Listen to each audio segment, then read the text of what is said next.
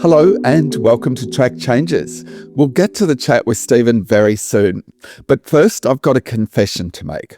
I got something incredibly, wildly wrong. About a year and a half ago, I wrote a blog post called The Rise of Climate Bipartisanship. And in it, I said that despite the huge divide on climate change federally, there were growing signs of bipartisanship at the state level. And I used Queensland as an example. It seems bizarre now, but there was a reason that I used Queensland as one of the examples at that time. Because when the LNP was in opposition at that time, it took the remarkable step of supporting Labor's Clean Economy Jobs Bill. And that bill mandated an emissions reduction target of 75% on 2005 levels by 2035. As well as net zero by 2050. And the LNP's then environment spokesperson told State Parliament at the time that, quote, "Our decision to support the targets is significant and it has been carefully considered." I was deeply impressed. But now the LNP's Energy Roadmap and Energy Roadmap legislation has made impossible that target of achieving a 75% emissions reduction cut. Now let's hear what Stephen has to say about the bill and the roadmap, and then I'll come back with a few thoughts. Stephen, welcome to Track Changes. G'day, Murray. Thanks for having me. To kick off, Stephen, about a year ago, just over a year ago, I wrote a blog post about climate bipartisanship increasing at the state level, and I used Queensland as a bit of an example. Clearly, I got it wildly wrong. Why did I get it so wrong, do you think? Well, you were lied to, like most Queenslanders. The LNP were determined to convince Queenslanders that they had moved on from the climate wars, but they really hadn't. And I guess the big reason maybe you should have seen that was the case is that the heart of the tension within the federal Conservative parties comes from Queensland. It's the Queensland Conservatives who are driving the campaign against net zero, the pro-coal campaign, and they're obviously the same voices that hold sway and power within the Queensland LNP. Same people. Yep. Okay. Well, regrets, I have a few, Stephen. But anyway, let's move on. What the LNP has produced is an energy roadmap and an energy roadmap bill. In your view, where would this roadmap lead? What will the results be? Well, it's not much of an energy roadmap, frankly. It's a holding pattern plan. It's a plan to keep burning coal, topping it up with gas. Well, is the most expensive way of keeping the lights on, and the result of that already has been an investor flight out of Queensland to other places where for a while there we were the destination of choice because we have the best resources and the best plan. The Renewable Energy and Jobs Plan was almost universally rated as the one of the best plans around for harnessing renewables to create jobs and drive down power prices. We now have what I think most people consider to be one of the worst. So what are you hearing? You said there that there's been a bit of a flight. What are you hearing from the renewables industry about this legislation and about the LNP's approach? Really, it goes back to the cancellation of big projects that already had planning approval and financial close. Effectively, the effect of pulling the rug out of projects like that is it sends a signal to everyone who's less advanced, pretty much anyone who's not under construction, that it's not a safe place to do business, and it's not somewhere where the government supports investment. And the shame of that is, like, Queensland has some of the best solar and wind resources in the world, but other places have solar and wind resources that are almost as good. And if you have a choice between an uncertain investment environment and the best resources, or a certain investment environment and slightly less good resources, then they're going to go to the place with the best investment environment. And without a clear timeline for scaling down fossil fuels, it doesn't provide any price confidence to the market. And without that price confidence, they can't build there. The LNP would say we're leaving it to the private sector. The private sector can and should make these decisions. What's your response to that? Well, the coal-fired generators that they're going to keep open are publicly owned by and large, as they should be. That's something that Labor has fought for, but the effect of that is that they're artificially subsidising fossil fuels in an ongoing way, while also banning those public companies from investing in renewables effectively. So you've got legacy assets artificially kept open longer, and that makes it harder to invest in new assets. It also creates a situation where those big public companies that at the moment are worth billions of dollars for Queenslanders eventually will be worth nothing. And so it's a privatisation of stealth, a great devaluation of really valuable public assets. Could you explain that last point? Well, eventually the coal-fired generators will have to close. They'll reach a point where they can't be maintained. This government seems to think that's well into the 2040s, but even then, if they haven't been building up their renewable assets, then when they close those generators, they won't be worth anything. Every single fossil fuel generator is simultaneously building up their renewable assets so that they maintain value, maintain a presence, maintain a generation capacity as they phase down fossil fuels. This government's plan effectively will see those government-owned corporations focus on their fossil fuel assets until the end of their life, but at the end of their life, they won't be worth anything. The LNP has talked about its approach as levelling the assessment and approvals playing field with other types of projects, including fossil projects. How do you think gas and coal proponents would react if they were made subject to the same assessment requirements that have now been imposed on renewables projects? Well, there'd be a riot. The fact is they're putting much more stringent requirements on renewable projects which have a far lower environmental impact than they are on coal or gas extraction and burning. And, effectively the environmental impact of renewables projects is one of visibility. They seem to think they're unsightly, whereas the environmental impacts of a coal mine can be very substantial and can extend far beyond their physical imprint.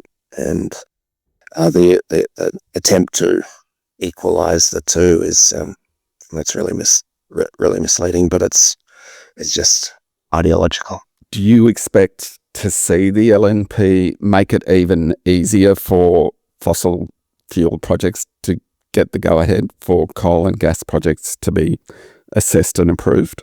Well, that's what they've said. That's their intention. They've said that you find them and we'll approve them. And Queensland has a really good history of having economic development while properly considering environmental impacts, and the words, at least, that you hear out of them are really concerning. Are these changes in any way a legitimate response to concerns in regional Queensland? What messages do you get when you talk to regional Queenslanders?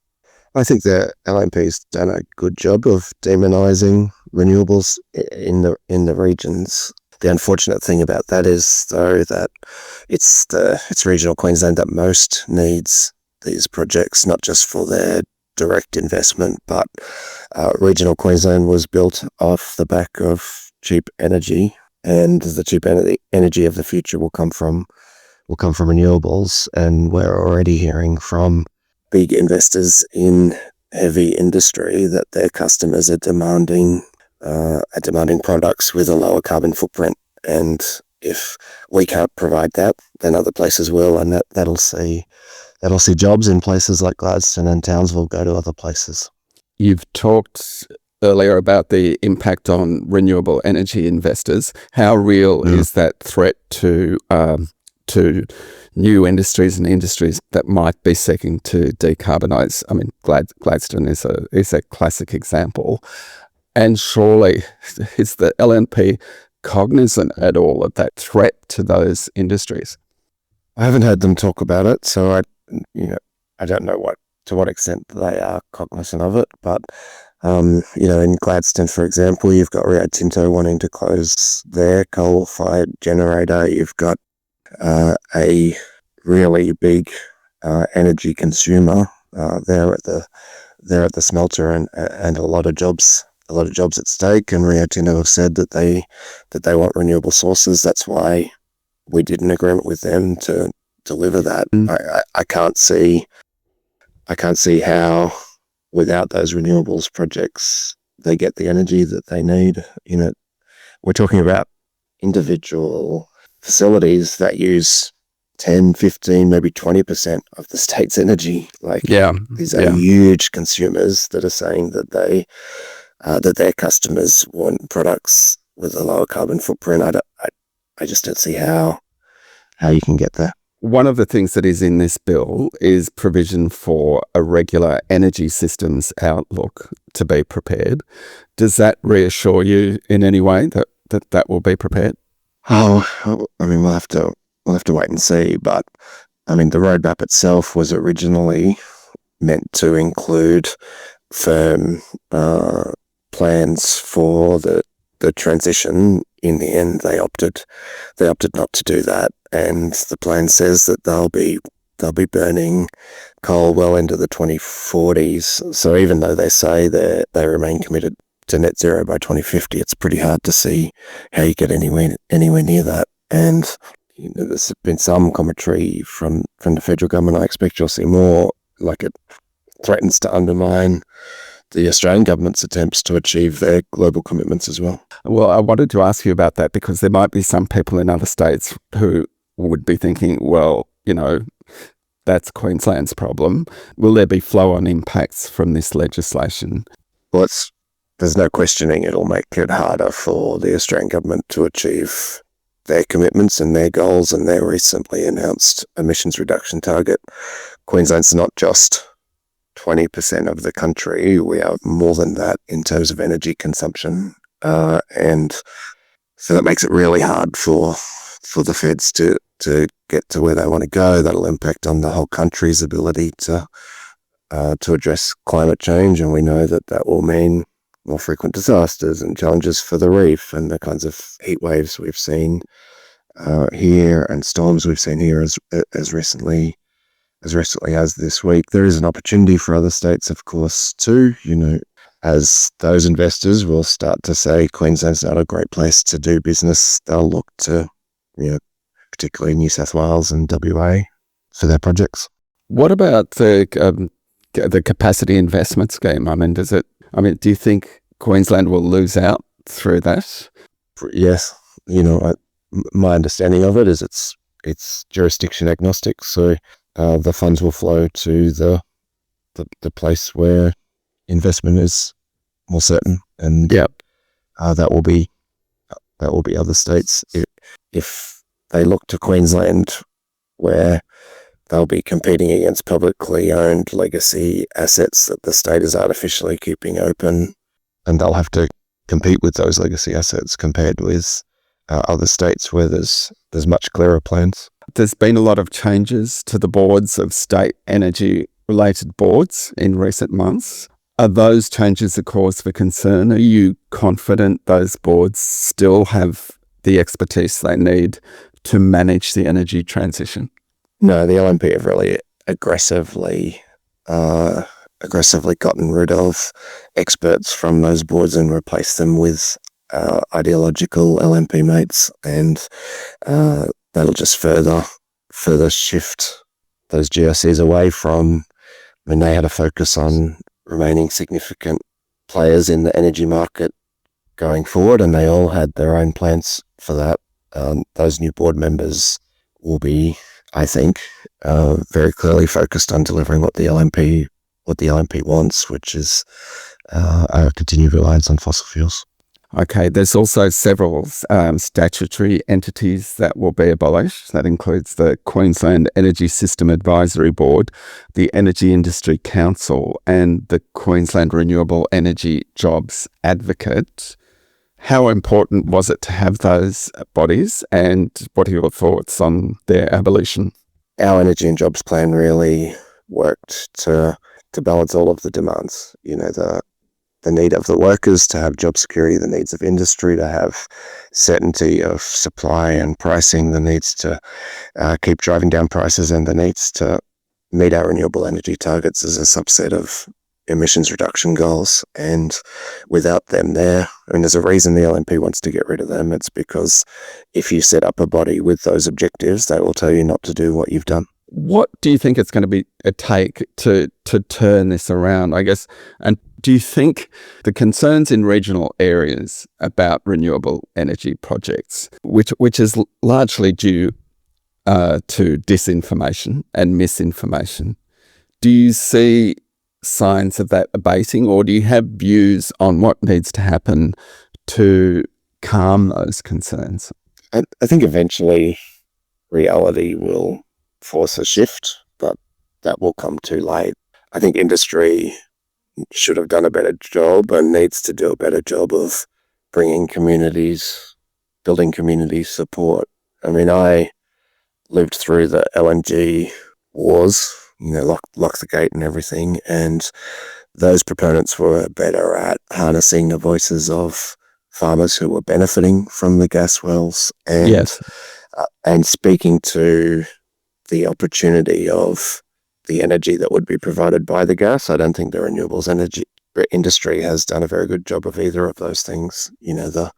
Those farmers stood to benefit, I think, 20 grand per turbine on their property per year, and that would have ensured the viability of their operations, but that voice was lost against the voices who just didn't like the local windmills. Also, you talk about the renewable energy industry not doing enough to speak out. What about manufacturing industry? You mentioned the industries in Gladstone. I find it really disappointing that industries that know their future depends on a transition are not out there backing in these kinds of projects and talking about the benefits they bring.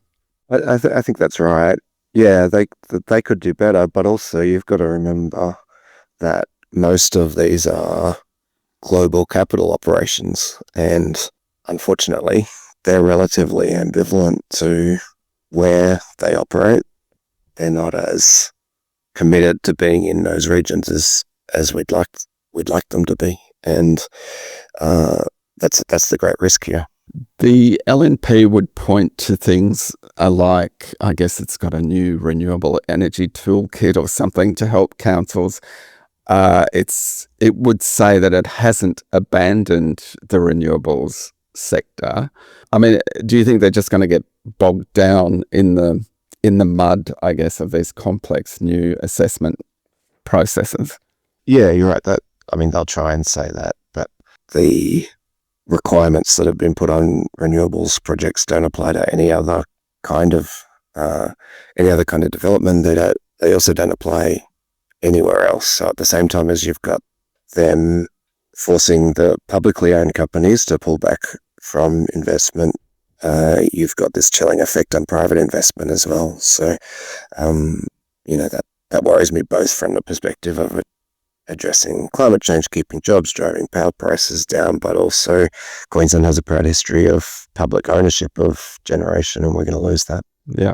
What are the lessons, I guess, for other states here? What would you say to both other state governments, and also to renewable energy developers operating in other states, and to manufacturers and others who need clean energy to keep, to ensure a long-term future for their facilities? What would your message be to each of those groups?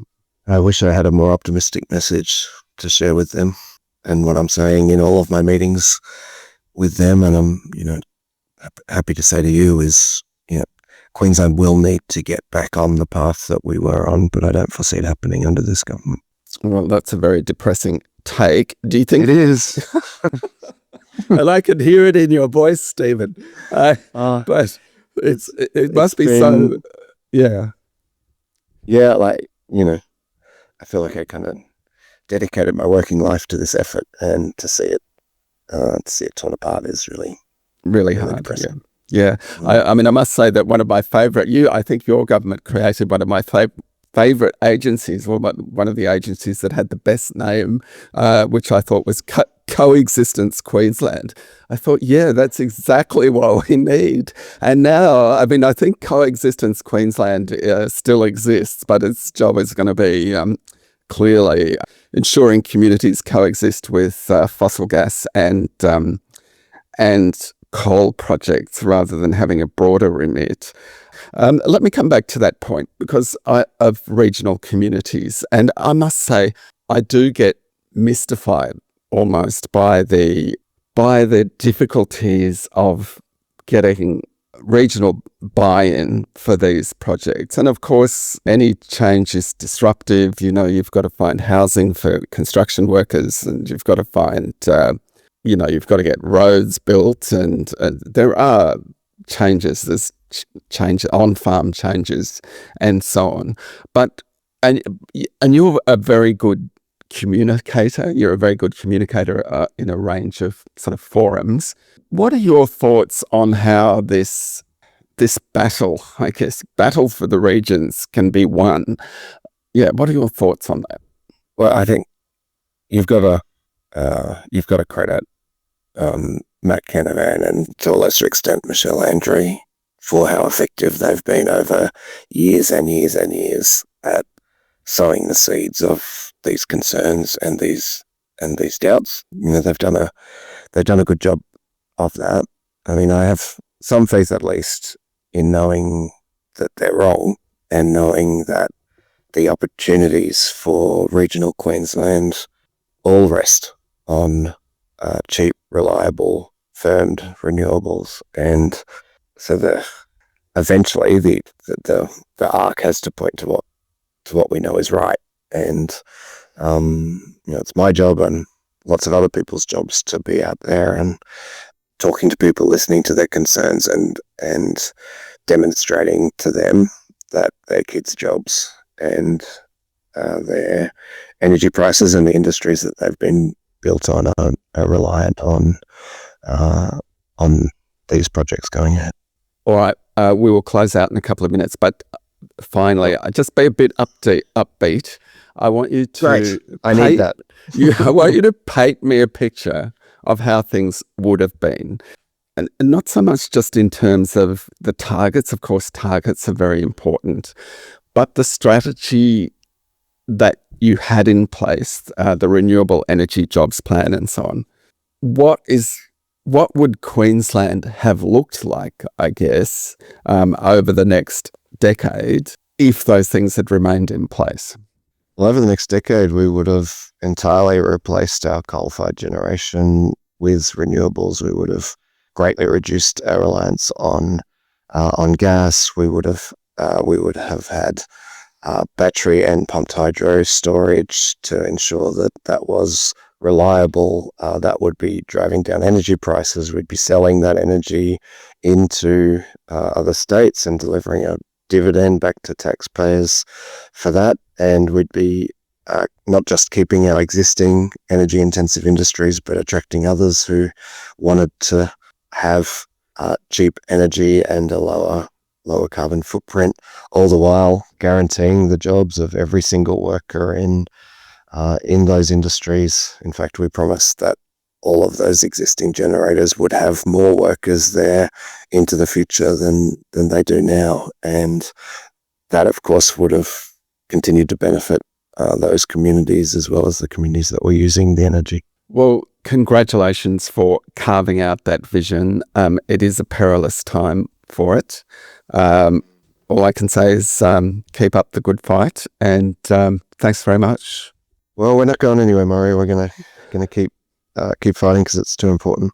All right. Thanks a lot, Stephen. Appreciate it. Thank you, mate. That was a very downbeat assessment by Stephen, and understandably so.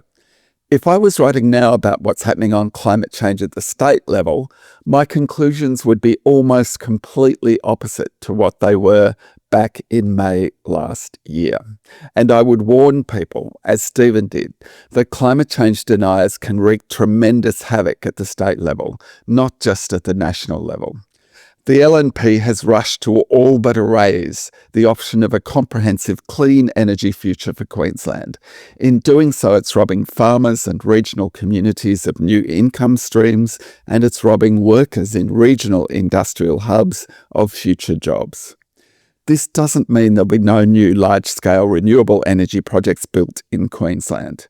And it doesn't mean that efforts to pivot industrial regions like Gladstone will come to an end. There are many renewable energy developers, farmers, communities, workers, companies, and councils who remain committed to climate action. But it does mean that they'll be working to defeat climate change and climate disruption in spite of state government policy, not because of it. Thanks for listening, and see you next time.